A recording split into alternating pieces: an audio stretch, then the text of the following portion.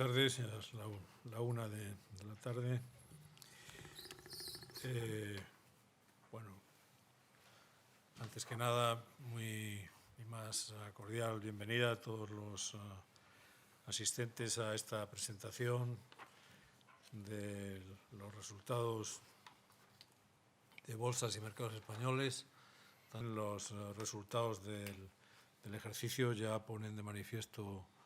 un tema claramente positivo. Es el mejor resultado desde el año 2008.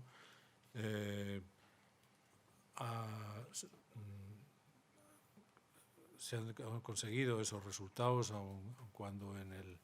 el último trimestre hay un breve descenso, pero yo creo que todo apunta y nos ha servido a evidenciar que el modelo con el que estamos trabajando ha funcionado de modo muy satisfactorio, y el resultado, no solamente en las cifras del beneficio, sino en los datos operativos, y que después los que acabamos de ver, pues, bueno, puedes volver un poco atrás, como por ejemplo el apalancamiento operativo sólido en el que nos estamos moviendo. Yo creo que es un dato francamente muy satisfactorio para nosotros. Está en el máximo de la compañía.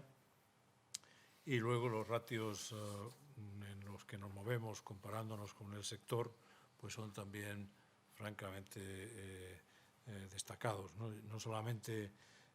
son una referencia para el sector, el hecho de que ese apalancamiento operativo se acerque esté en el 120%, y que los ratios de eficiencia inferior al 30% frente a, como ven, más de un 46% del sector, y mantengamos un retorno sobre el equity superior al 40% frente a un 19,7% del sector. Creo que es francamente un resultado muy considerable, que el que lo vengamos de modo consistente manteniendo estos niveles, además en un tono que ustedes conocen muy bien y que después se va también a evidenciar en la intervención del director general, de sanidad financiera total, ¿no? Francamente, yo creo que es también uno de los elementos que nos distingue, y creo que estamos muy satisfechos y somos afortunados de poderles reportar en este tipo de situaciones, ¿no? Todo ello culmina además, y es por tanto también del máximo agrado, el poder presentar un esquema de retribución al accionista vía dividendo, en el que, como pueden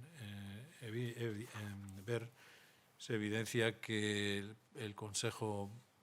pretende, así lo acordó ya en la sesión de ayer, presentar en su momento a la Junta General una retribución del 1,93 dividendo, 1,93 euros por acción, que es no solo mantiene, sino que supera en más de un 2% el dividendo total del año anterior, y en términos del dividendo complementario lo supera también en más de un 4%. Yo creo que son datos muy satisfactorios para nuestros accionistas y para todos aquellos que están interesados en seguir a nuestra compañía de una u otra manera. Sin más, vamos a entrar ahora en el pormenor de los datos, gracias a la intervención del director general, don Javier Hernani. Muchas gracias, presidente. Bien, las unidades de negocio, el mix de ingresos y márgenes del año 2015 respecto al año 2014 varía poco, Ahora bien, renta variable, liquidación y take consulting mantienen básicamente estable su participación en el mix total y mejora de forma clara más de 2 puntos la unidad de negocio de información, que son básicamente los que en ese mix completo de negocios que tenemos los viene a perder la unidad de negocio de renta fija por razones que explicaremos a continuación y que ya son conocidas, ¿no? Bien, renta variable, siendo la unidad de negocio más importante de la casa, ha conseguido un cuarto trimestre en el que ha alcanzado los 36 millones de euros de ingresos para un total de 157. Han sido menores ingresos en este cuarto trimestre, así como es sabido, los volúmenes se han comportado de forma más débil durante los últimos, el tercer y cuarto trimestre, pero a pesar de este comportamiento, los ingresos se mantienen estables, un crecimiento de un 0,3% que, gracias a un esfuerzo en costes de una bajada ligera de un 0,2%, nos lleva a los 118,9 millones de euros de margen, que es un crecimiento de un 0,5%. En renta variable, el volumen total del mercado ha alcanzado los 963.000 millones, casi el mítico billón, que pensábamos que quizá lo podíamos alcanzar en el año. Nos hemos quedado un poquito por debajo, pero significa, en cualquier caso, mejorar el volumen total de contratación de renta variable en un 8,9%. En términos de número de operaciones, alcanzamos los 62 millones, que si bien es verdad que son un 12,5% menos que el año 2014, hay que recordar, y que es muy importante, que el año 2014 se alcanzaron los 71 millones de operaciones, que significó mejorar el 13 en un 45,8%. Es decir, para nosotros el tener un nivel de operaciones por encima de los 60 millones nos parece consolidar un nivel de operativa y de esta métrica francamente importante. Si lo miramos contra el año 2013, significaría mejorarlo en un 35%, es decir, hemos subido un escalón muy importante en esta métrica. En cuanto a rentabilidad por operación de la unidad de renta variable, señalar que ha sido bastante estable a lo largo del año. Hemos terminado en un yield de 0,706 puntos básicos. El cuarto trimestre, que significa bajar un 9% en el total del año, pero el cuarto trimestre ha sido mejor, ha sido quizá mejor de lo esperado, que ha sido un 0,716, que es mejora un 5% la rentabilidad por operación por volumen del cuarto trimestre del año 2014. Es decir, se ha producido con esa bajada de los precios y de las cotizaciones, se ha producido una leve mejora del yield, de la rentabilidad por volumen, que lo que demuestra es que nuestra estructura de tarifas tiene una capacidad defensiva, digamos, ante la bajada de precios, que nos permite mantener una rentabilidad interesante. Desde el punto de vista de competencia, estamos alrededor de un 20% de penetración de la competencia. Estamos viendo claramente que este volumen está siendo muy impulsado por los high frequency traders, por los operadores de alta frecuencia, que a la vez que nos ayudan a nosotros, porque están dando evidentemente un volumen importante al mercado, también lo están haciendo de alguna manera en los MTFs, y por lo tanto estamos en este nivel de competencia. Pero, como vemos, dentro de una operativa de renta variable en la que estamos francamente sólidos desde el punto de vista de márgenes, de volumen y de ingresos. Respecto a lo que es otros elementos, como por ejemplo los warrants y los ETFs, señalar que, siendo todavía pequeños, su crecimiento continúa de forma positiva. Estamos hablando que en warrants en efectivo estamos casi un 34% por encima del año anterior,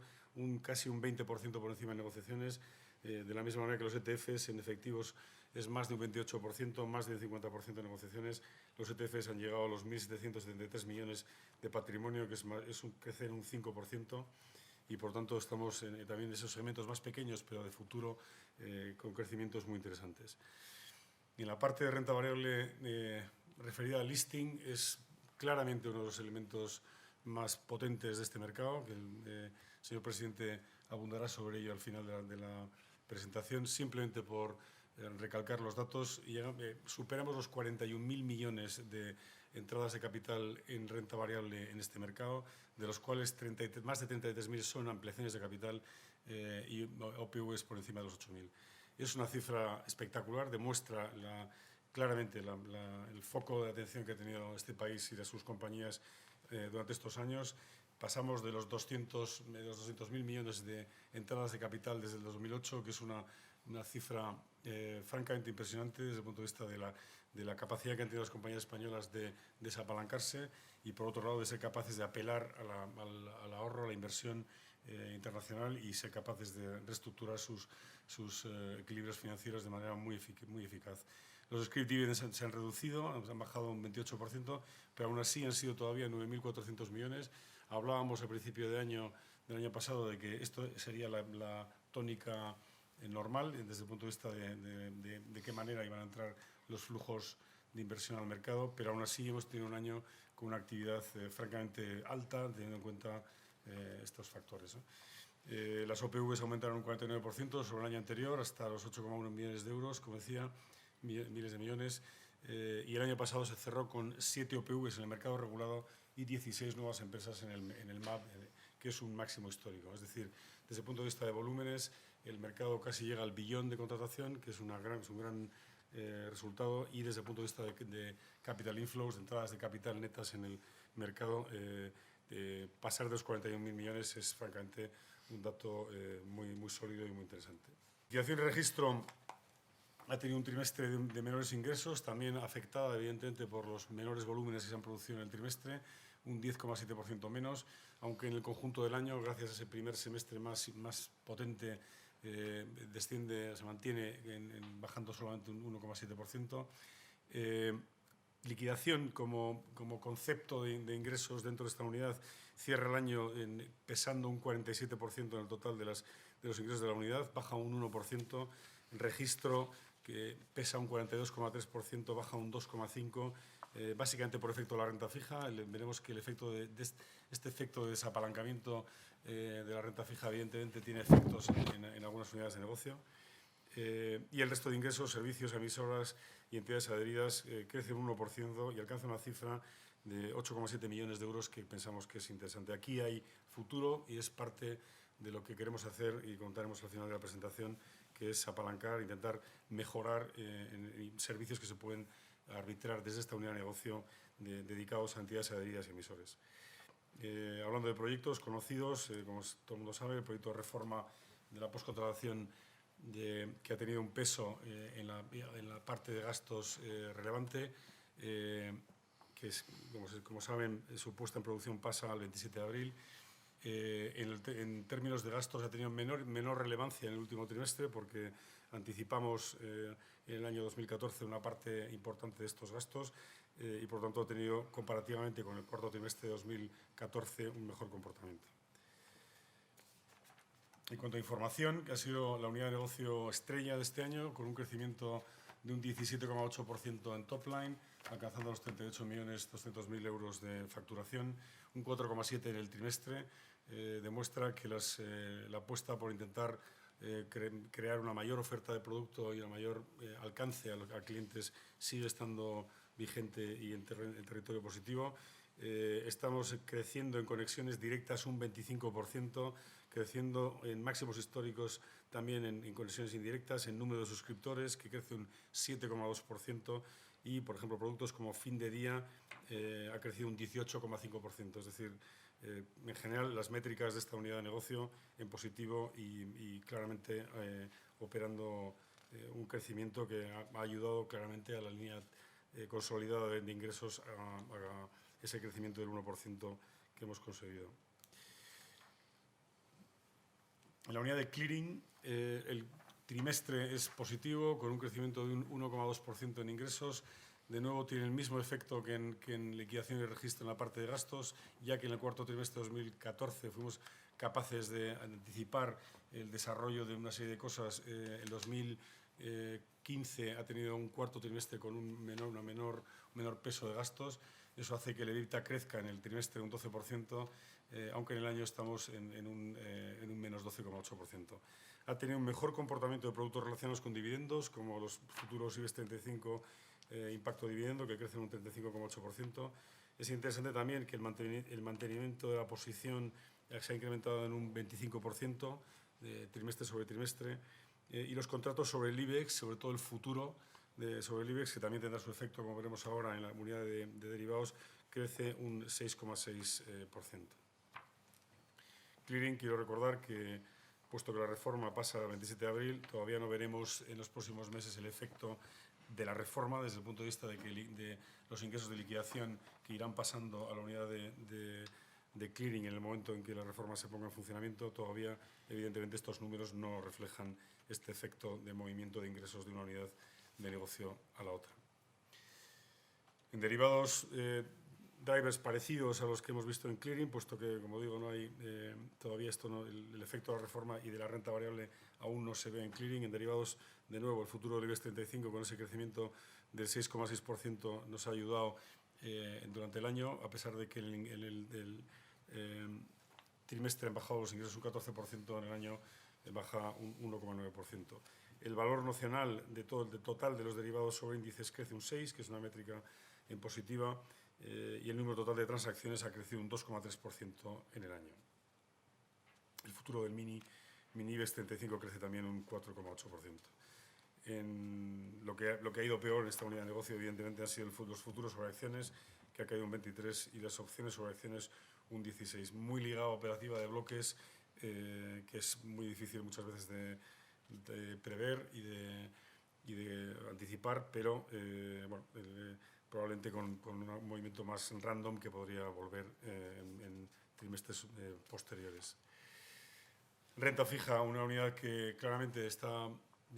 sufriendo la situación del mercado de renta fija en dos aspectos. Uno, el que decía del desapalancamiento, es decir, que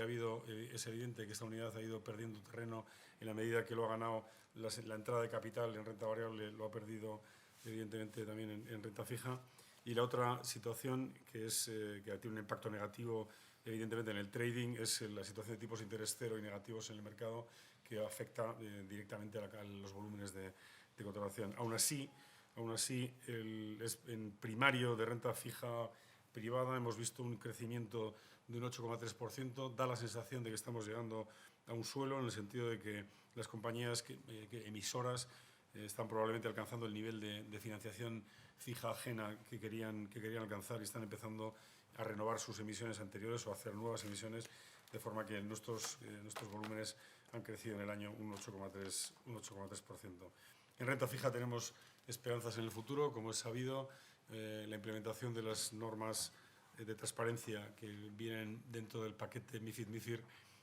evidentemente esperamos que sean positivas para el trading en renta fija. La implementación de principios de pre- y post-transparencia y mejor ejecución en renta fija pensamos que puede ser o debe de ser a medio plazo un elemento de crecimiento en la actividad de trading. Pero también es cierto, insisto, en que la situación de tipos de interés no ayuda en estos momentos a ver volúmenes relevantes. IT Consulting es una unidad de negocio que en el trimestre ha bajado un 5,8%, sus costes se han moderado en un 1,2%,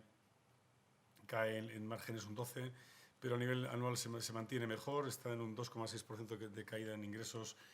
con una moderación de costes de un 0,8% hasta los márgenes de 7.200.000. Hay una evolución positiva en los servicios de Proximity Colocation, que es una apuesta de la casa importante para conseguir dar un servicio de máximo nivel, de máxima calidad a los operadores de alta frecuencia, que también generan ingresos en esta unidad de negocio y que está yendo en positivo. Y también la unidad de Visual Trader, el número de órdenes, que ha crecido en los números de órdenes dirigidas a mercados nacionales, aunque se ha disminuido un poco en la parte de mercados internacionales. La diferencia con el año 2014 básicamente se basa en que hemos tenido proyectos de consultoría que tuvimos en el año 14, en concreto el proyecto de Argelia, que fue un proyecto importante y que no lo hemos tenido en el 15, hemos tenido una pequeña cantidad en el 15, y eso hace básicamente que la unidad se descabalgue un poco desde el punto de vista de los ingresos. Bien, por lo tanto, resumiendo, en ingresos hemos tenido en total unidades de negocio en positivo, como ligeramente positivo, mantenidas como renta variable, liquidación y registro bastante mantenida con un menos 1,7%, clearing con un 3% de incremento, información con un casi 19% de crecimiento, liderando el crecimiento en ingresos y apoyando el consolidado. Desde el punto de vista de datos financieros, insistir, como ha dicho el presidente, en la sanidad del balance, la ausencia de apalancamiento cero en este balance y, de nuevo, la posición de liquidez que tiene la compañía, que es muy sólida, y, de nuevo, los resultados del impairment test, ese pequeño fondo de comercio que tenemos, que vuelven a salir de nuevo en territorio muy positivo y que, por lo tanto, no tenemos necesidad de hacer ningún impairment ni ningún cargo a la cuenta de resultados por este motivo, y ni queremos que suceda, porque tenemos afortunadamente unos márgenes muy amplios en esta métrica de balance. En pérdidas y ganancias, reseñar sobre todo los costes, la capacidad que tiene la compañía a pesar del proyecto de reforma, que es un proyecto, como ustedes saben, muy importante, muy intensivo en esfuerzo y en gastos para lo que son los estándares de esta casa, y terminar el año con una reducción de un 0,4%, creo que dice bastante sobre la capacidad de gestión de la compañía. Sobre los 15 millones de euros que hemos activado en el total del proyecto de la reforma hasta ahora, quiero decir que que 2/3 de ellos son costes internos. Esto está detrás de este comportamiento de costes, porque si hubiéramos seguido con un mix más alto de costes externos, evidentemente habríamos tenido un comportamiento peor de los gastos, y este esfuerzo que se ha hecho, sobre todo durante el año 2015, nos ha permitido terminar este año mejor de lo que en principio incluso pensábamos, que estábamos más bien alrededor de terminar flat. Hemos terminado menos 0,4 gracias a que en este proyecto muy importante la proporción internos y externos ha pasado de 50-50 a 2/3, de 2/3, 1/3 internos y externos. Yo creo que hay que reseñarlo porque es parte del esfuerzo de la compañía, clarísimamente, ¿no? Desde el punto de vista de los ingresos financieros, poco más que señalar respecto a lo que ya he dicho. La situación de tipos de interés con nuestra posición de liquidez dificulta muchísimo, evidentemente, la capacidad de generar ingresos. Estábamos invirtiendo el año pasado la posición de liquidez en una media de 0,56%, y este año lo hemos conseguido a niveles del 0,23%. Ahí están los números. Evidentemente, con esta situación es muy difícil conseguir rentabilidades financieras importantes, ¿no? El CAPEX puro de la compañía, desde el punto de vista de lo que ha sido necesario para el mantenimiento de la actividad, etcétera, ha sido 4 millones de euros, de nuevo muy por debajo de nuestro guidance de 11 millones, que evidentemente es lo que nos permite seguir distribuyendo vía dividendos un free cash flow muy amplio, muy importante, y que permite de nuevo un crecimiento en los dividendos este año, como el que ha señalado el señor presidente. Muy bien, un poco más que decir aquí respecto a las métricas habituales del ROE. Haber terminado en eficiencia de ROE en eficiencia por debajo del 30 y en ROE por encima del 40 sigue marcando la senda. Estamos mejorando a nuestro peer group en más de 15 y 16 puntos en ambas métricas, con lo cual seguimos siendo líderes en estas métricas, que consideramos que evidentemente desde el punto de vista del accionista son absolutamente claves, ¿no?, respecto a la sostenibilidad de nuestra rentabilidad. Muy bien, ya entraríamos en la parte de claves de negocio. Bueno, como siempre traemos lo que consideramos nuestros puntos fuertes. Seguimos teniendo blue chips muy líquidos, con un Santander, Telefónica y BBVA entre los 6 primeros, con Santander en el número 1. Seguimos siendo el punto de liquidez de estas compañías, que para nosotros evidentemente es una fortaleza estratégica fundamental, el ser quienes servimos a estas compañías como punto de liquidez fundamentalísimo en su devenir como compañías listadas. Las posiciones Inditex y Iberdrola en los 27 y 29, en el puesto 27 y 29, son también muy destacables, y es evidente que los valores españoles dentro de los Stocks 50 tienen un gran valor, un gran peso, y desde el punto de vista de liquidez muchísimo más, que creemos que es muy importante. Insistiendo en esto, fundamental evidentemente la evolución del spread medio del IBEX 35, que es evidentemente el coste fundamental de transar a las acciones españolas, todas las acciones. La mejora del estrechamiento de la horquilla media del IBEX 35, que ha mejorado en más de 5,3 puntos básicos desde 2012, consideramos que es lo que los inversores buscan, conseguir mercados muy líquidos donde los spreads son lo más estrechos posibles. Y este 2015, a pesar de que ya el resultado de 2014 fue muy bueno, ya estábamos dentro de volúmenes potentes y de nuevo bajo el foco de la inversión extranjera desde 2013, como se puede ver perfectamente ahí. Aún así, hemos conseguido mejorar ese spread y seguir siendo el trading venue, la plataforma de referencia respecto a costes implícitos, que son evidentemente los costes más importantes desde el punto de vista de la transacción. Y por lo tanto, fortaleza en el mercado, fortaleza en liquidez, fortaleza en el spread. Muy bien. Bien. Sí, quizá me gustaría, gracias Javier, me gustaría hacer un pequeño apunte. Considero pertinente en estos momentos sobre temas que quizá ahora ya se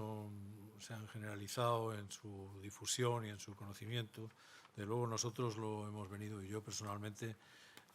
señalando desde hace ya algún tiempo, pero que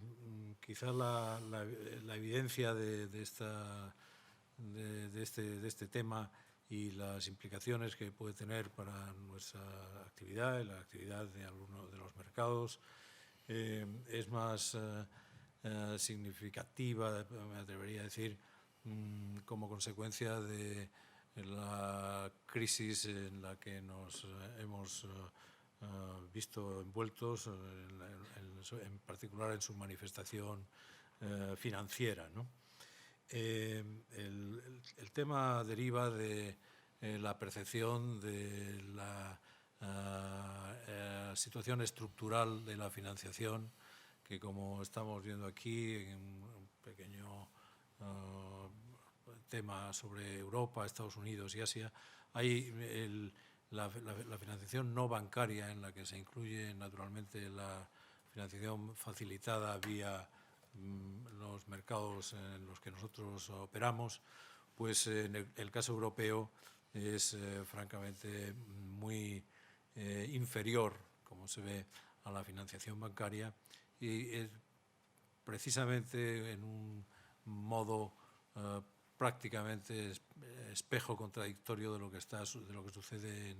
en los Estados Unidos de América. Y luego tenemos el caso de Asia, que también lo mencionamos para que se entienda lo que en esa parte del mundo está sucediendo. Poniendo el foco específicamente en la situación europea,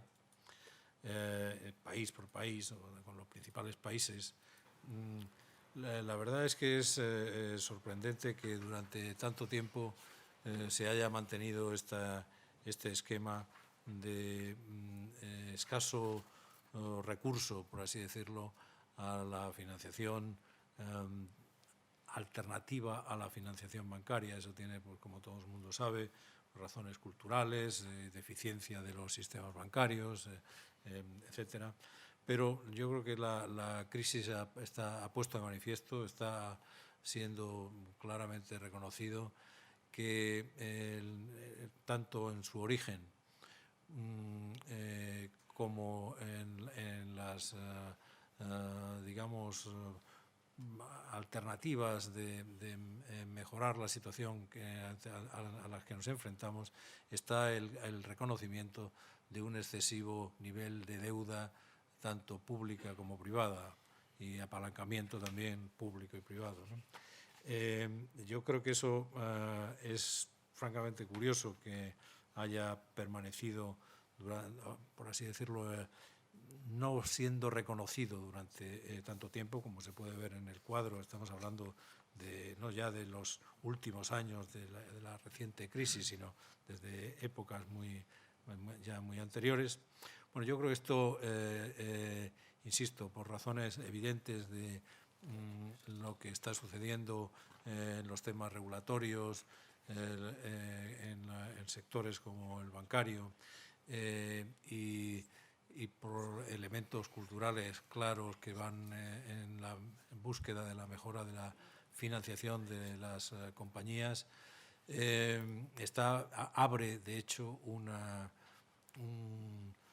una ventana a que la financiación, por supuesto, la financiación bancaria va a seguir siendo muy importante, etcétera, pero abre una ventana a que la financiación en otros mecanismos basados en el mercado,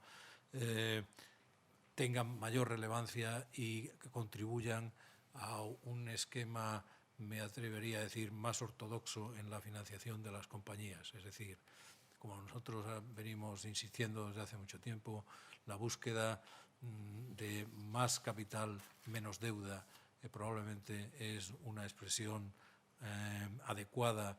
para soportar esa idea de corrección del excesivo apalancamiento, con las consecuencias que ha tenido, y sin embargo de conseguir una, digamos, una mayor ortodoxia en los esquemas de financiación. Y cuando se habla de esto, lógicamente, de mecanismos alternativos, el mecanismo alternativo por excelencia, en el sentido del más conocido, el más sólido, el más establecido, y que ha mostrado también su capacidad, y muy especialmente en los últimos tiempos, y lo está empezando a mostrar con más fuerza, es precisamente en los mecanismos de los mercados bursátiles. Aquí tenemos en este cuadro, por ejemplo, ya ha hecho mención antes el director general a lo que ha venido sucediendo en nuestro país, pero que es claramente muy destacado, ¿no? Y además es una situación destacada también a nivel internacional, ¿no? Es de los países donde este flujo tan importante, que estamos aquí desde el año 2008 hasta ahora, 242.000 millones de euros, son recursos muy, muy importantes, pues creo que está marcando la pauta de lo que creemos que va a ser una tendencia que, aunque pueda ser con ciertos elementos dubitativos, etcétera, va a marcar los pasos de la financiación empresarial, yo creo que en todo el mundo, pero muy especialmente, y como hemos visto en los gráficos anteriores, en aquellos países donde estamos tenemos más capacidad, por así decirlo, de volver o de posicionarnos en una situación de ortodoxia financiera y de mejor utilización de otros recursos, de otras fuentes de financiación, ¿no? Yo creo que eso va a marcar nuestra posición en plazos futuros inmediatos. Ya lo está, como se señala aquí, ya está apareciendo, y es muy importante para nosotros. Pero ese tema no solamente es un indicador muy interesante en el que creemos que vamos a estar, que va a tener una gran influencia en nuestras actividades futuras. Convive y aparece esta oportunidad de crear nuevas fuentes de financiación con fortaleza, sentido y con consistencia. Aparece también en unos momentos donde hay elementos regulatorios, de consideraciones de riesgos y de nuevos servicios derivados de esos ámbitos regulatorios, riesgos, servicios, etcétera, se mezclan, y que si sabemos y estamos convencidos de que lo podemos hacer, si lo sabemos componer adecuadamente, ensamblar con toda la cadena de valor con la que trabajamos, tanto en los elementos de trading, listing, clearing, liquidación, facilitación de market data, etcétera, junto con otros paquetes de servicios en los que ya estamos operando. Creemos que esto va a marcar, no solo en nuestro caso, pero también en otros, pero desde luego en nuestro caso lo tenemos muy claro, sobre todo si lo sabemos combinar con las capacidades tecnológicas